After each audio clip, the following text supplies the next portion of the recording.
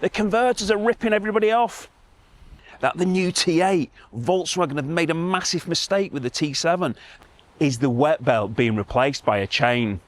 Is the new VW Transporter T8 coming sooner than we think? How busy was the show? And were vans selling? And we're also going to be talking about the prices of vans, because that seems to be a topic which has been raised quite a lot. How busy was the show?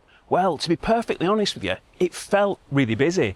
And official numbers do actually state that there was over 96,000 people, which is actually up on last year's figures.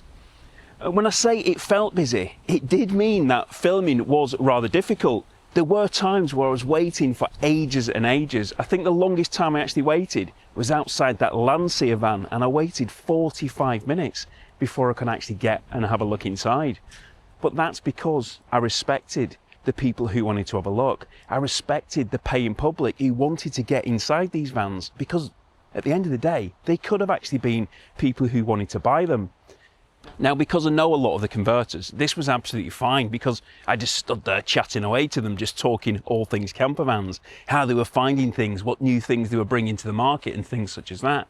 But it also meant that I actually met some new people as well. Like, I'd never met the guys at Lancia before, and I ended up having lots of conversations with them. But it gained a lot of respect for me. People started respecting what I was doing, because I wasn't just waving a camera in front of people. And unfortunately, I did see some people doing exactly that, jumping in front of people, taking their opportunity to wave the camera around. But talking about respect, it's not just about me respecting the public who are in there. There's a lot of converters who respect other converters as well. I was actually at one of the stands just waiting to get inside a van, and one of the converters sent a paying member of the public to another stand. Basically, they didn't do the particular layout which this customer wanted, so they sent them somewhere else. And they actually share some information and knowledge with each other, because at the end of the day, they're all trying to do the same thing. Like, most people at that show are NCC approved, or they certainly should be, and they build into these high standard of vans. So when a new van comes out, a new platform to build out comes out, then they're all effectively starting from scratch. So a few of them do share information with each other, kind of test data and things like that. They're helping each other. And that seems a little bit crazy, but the reason they do that is because there's customers for everybody, isn't there? Like, we all appreciate different things. We all want different types of vans. We all want different layouts, different colours, different arrangements of things. You know, we're not all buying the same van, and that's why they do actually get on, because they know that there's a customer for everybody. And because of how busy it was, maybe I didn't film as much as I wanted to do at the show. And that was also because I was speaking to you guys as well, which was brilliant. I absolutely love meeting you guys and speaking to you, answering your questions, and also you just talking to me, telling me what you've actually done. Maybe some things how I've helped, and some things where I might have cost you money because you've bought something you didn't think you needed, and then all of a sudden you thought you did. But it was great because you was talking to me about, oh, I've seen this video, and you said about asking this question, asking that question. And it's good to hear that people are now starting to think that they're looking at the base vans. Well, actually, that's just a bog spec van. Maybe the price of that shouldn't be the price it's actually listed at. But actually, what are the components? What's the components that making up that van? You know, what is that pop top? What is the bed system in it? You know, has it got lithium batteries, this, that, and the other? You know, you was kind of relaying this back to me, which is brilliant, because it means that obviously you're taking it on board, because I'm not telling you what van to buy. I'm just kind of helping you, kind of guiding you is into, look, these are the things you should be thinking of. These are potentially the questions which you should be asking. So go and ask them and find out which is the best van for you. So yeah, so anybody who stopped me and spoke to me, then thank you very much. I really do appreciate it. And yeah, it's lovely been spending time with you. So let's talk prices. And I know this has been quite a big gripe for a few of you who've been to the show. The vans are so ridiculously expensive. The converters are ripping everybody off. Well, is it the converters, or is it the fact that these base vans, the vans, the platforms which these converters are building from, are now so much more? You know, that van, when it was brand new, I don't know what, well, it's a combi, so it is slightly different, but a van such as that, you know, 5-6 years ago was 20 grand, 20 grand brand new for the base spec of a van. But now actually the base spec of a panel van is about 40 grand. So the starting point, starting point to build this beautiful conversion is automatically far higher than it was originally. So yes, the van's prices have gone up drastically, but don't be blaming the converters, because it's not really all their fault. But again, that's as long as you're looking what the base spec of that vehicle is. You're looking at the build-up of those components, what those components are. You know, are you starting from that base panel van, that manual van with a, you know, just a manual gearbox? Or are you starting from that bigger spec, the Commerce Plus or the Commerce Pro, with that DSG gearbox, maybe the 4Motion? Or if you're talking about the Ford, the all-wheel drive, the Trail Edition or something like that. You know, have in mind what exactly you're looking at, what you're buying, so you can kind of come up with that. But then when you're getting into the crafters, you're seeing these crafters at £100,000 plus, 150,000, you know, even more in some cases. The Sprinters, like 200 grand plus. But what's the base van? Like, what is the base van? How much is the spec of one of those base vans? You know, you might be looking again at a base van of £85,000, £90,000. And if that's what you're looking at the base van, and it's a much bigger van, which can have much bigger components, much more things in there, bigger fridges, bigger freezers, bigger battery systems, bigger electrical units, bigger solar panels on the roof, everything is much, much bigger. So if there's more of it, then prices for more are generally more. So again, don't really knock the converters for these prices. Have a look. Some of them might be overpriced, you might be absolutely right, but just have a look, you know, see exactly what it is, what you're buying. Like I mentioned before, EcoWagon, well renowned for having vans which are kind of at that premier level, but they've got a spec list on the window when they're selling them, and it'll be base van, X amount of money. You want VBR suspension, it's going to cost you X. If you want these 8 grand alloy wheels, it's going to be 8 grand. They're not 8 grand alloy wheels, and yeah, I've still got my van. I can't sell it. I don't want to sell it. I love it so much. But yeah, back to the EcoWagon, like, and then the Remo pop-top roof, you know, it might be an extra few £1,000s for having the electric part of the Remo pop-top. The California bed, you know, might be 6-7 grand. These things kind of add up, but it's detailed there, so you can actually see what you're buying. And if you don't want it, don't buy it. But just move back round here again, get a bit of protection from the wind. You can tell it's autumn and the weather's turning a little bit. But the big question is, did things sell? How were vans selling? Because there was a little bit of uncertainty, shall we say, kind of going into the show. People weren't really sure, and when I say people, I'm talking about converters. They weren't really sure what was going to happen. But like we said that in a couple of previous videos, that the T7, the new transporter, this is the kind of the first show where the van was actually going to be at. So how was people going to be perceiving it? What were people going to be thinking about it? Well, there's actually some official figures which have come out, and the official, on the press release, I think Hillside said that sales were up 40% from, I think it was last year's show or the February show. Rolling Homes have increased their sales. And I was also speaking to a lot of the other converters as well, like I generally do, just finding out kind of how they did, how the show went for them, what people were interested in, you know, what people were buying. Were they interested in the T7? And it does seem, and one converter did say to me, people have held back for the T7. You know, the brand is still strong. That badge, people wanted that badge. Like at the February show, there were a lot of transits there. You know, people were building on that transit platform because obviously the transporter wasn't available, the new one wasn't available. And they seemed to think that people were holding back for the new transporter. And now it's out. People are buying it. People are buying it in the drive. It wasn't all plain sailing though, because one of the converters was telling me that some people wanted to part exchange their vans, but because they only actually take part exchanges of recognised conversions, approved conversions, then these people were very disappointed. One so much as so that they actually would, not getting angry, but they were really kind of disappointed, more probably upset than anything else, because they'd been told by this manufacturer, this converter, that they were VW approved, they were manufacturer approved. And they were persistent to this particular converter to say, look, they are. You know, they've told us that they are. And this converter showed them he showed them the list of the 6 VW qualified manufacturers, and they weren't on this list. You know, you really have to research, and that is why one of the main things about this, like if somebody tells you something, look it up, make sure it's actually factual. Unfortunately, these salespeople might tell you things which aren't exactly true. So yes, if somebody tells you something, have a look at it. You know, see if it is. Now, the problem which this couple had with their Part X was obviously they'd value it at a certain amount, and even if this actual qualified manufacturer wanted to take it as Part X, then they wouldn't be offering them anywhere near what this couple had paid for it, because it you know, it wasn't that high level of conversion. So yeah, so people need to be really, really careful. You know, research, make sure you know exactly what it is that you're buying. And to kind of help with that, the NCC are trying to make some improvements. There was a secret meeting taking place at the NEC when I was up there. Unfortunately, I wasn't in this secret meeting, but fortunately I did know people who were.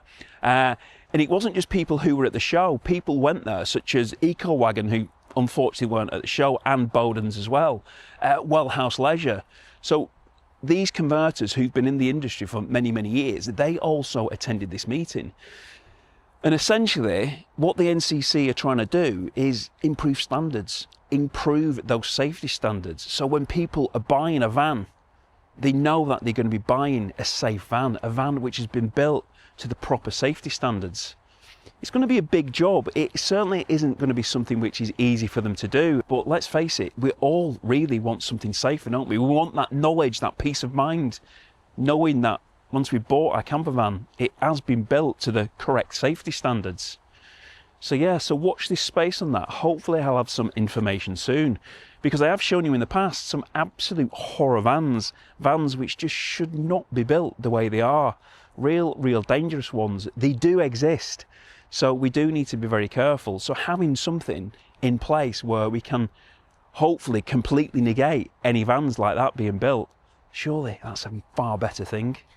Now for a few interesting things that were said at the show. And one of them was, nothing's changed. Everything's exactly the same as it has been for previous years. Well, that's not exactly true, is it? Because for a start, these vans are bigger. They are wider. That's going as far as the transporter and the transit's concerned.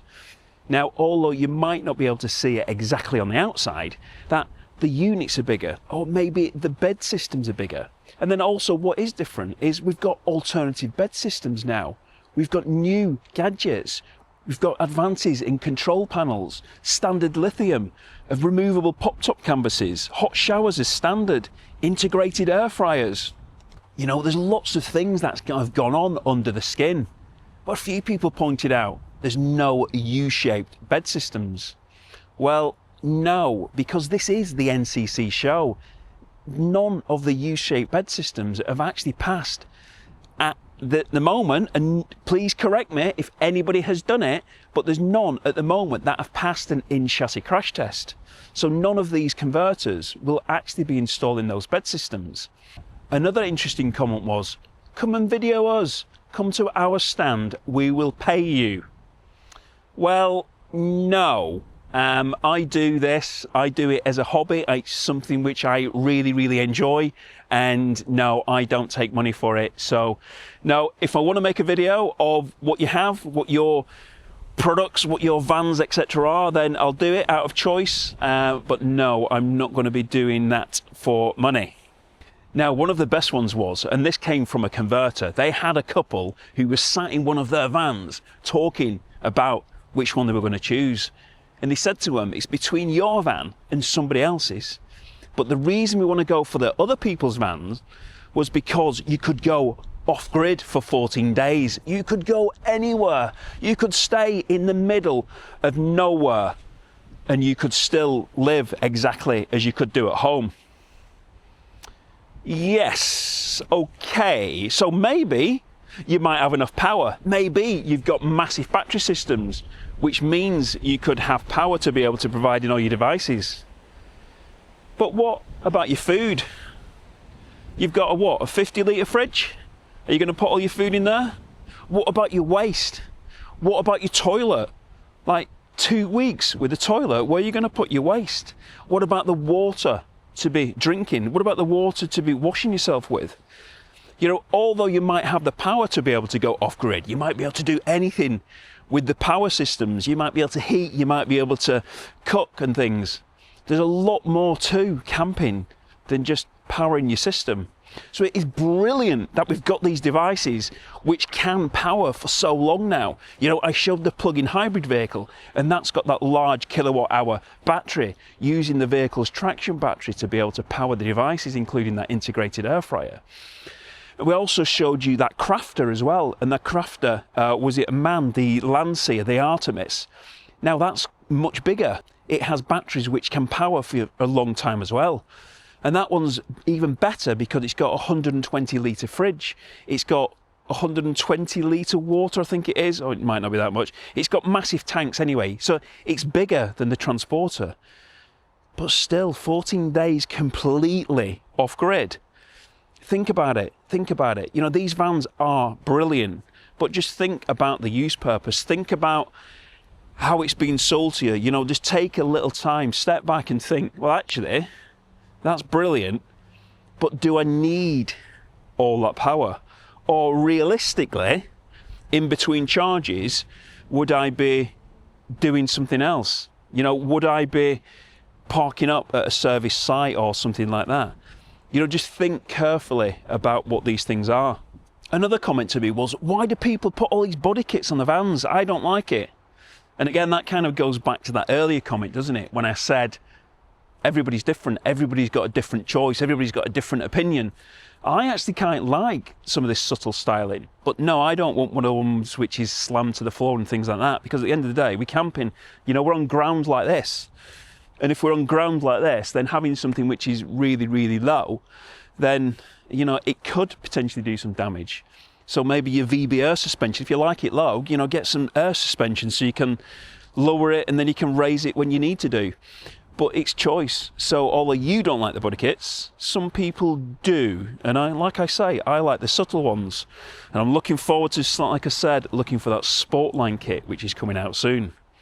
And speaking of coming soon, I was told, or maybe not told, but somebody suggested that the new T8, Volkswagen have made a massive mistake with the T7, that they're actually going to be bringing out the T8 much sooner than expected. Are they? I don't think so. At the moment, they've got the Ford VW Alliance, and that's going to be running for a number of years. You know, they've agreed to be building, you know, the smaller van. They've got the Amarok, and they've obviously got the Transporter and the Transit. That's going to go for a number of years. So, although there might be some truth in the T8 is currently being developed, because I did hear that actually from a reliable source a few months ago, that it is now actually in development. And I believe that. That is probably true. Because the development of these vehicles takes a long, long time. There's a lot to develop, there's a lot to go through, a lot of testing, a lot of R&D to do.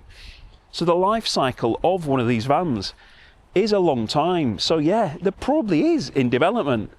But no, don't be expecting that at the February show or the October show or the February or October show after that. It is going to be quite a way down the line. And something else, which I actually think I heard from about 3 different people at the show, was the wet belt is now being replaced by a chain.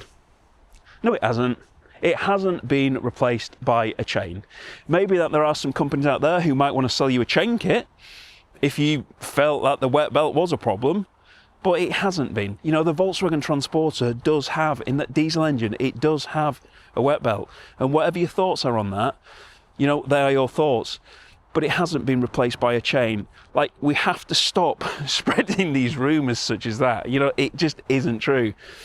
The Ford Transit and the VW Transporter have not got a chain. But what we are expecting, what we are actually getting in Ireland, unfortunately not in UK, or not officially in the UK, that is, and that's the Panamericana. And I was speaking to somebody at the show who's considering, might be getting the Panamericana and doing something rather special with it. I have his details, I have his contact information, so hopefully coming soon, maybe there might be an extra special trip with a Panamericana, a special build to be able to do something rather special in it. But before that comes out, I am actually going to see this gentleman, and I'm going to sit down with him, and I'm going to be talking about something extra special he did with an adventure vehicle. And I did talk about adventure vehicles in my last video, and I talked about how popular they were. And you can have a look at that video here, or you can see the T7s, which I talked about at the show here. Thanks for watching, take care, and I hope to see you soon.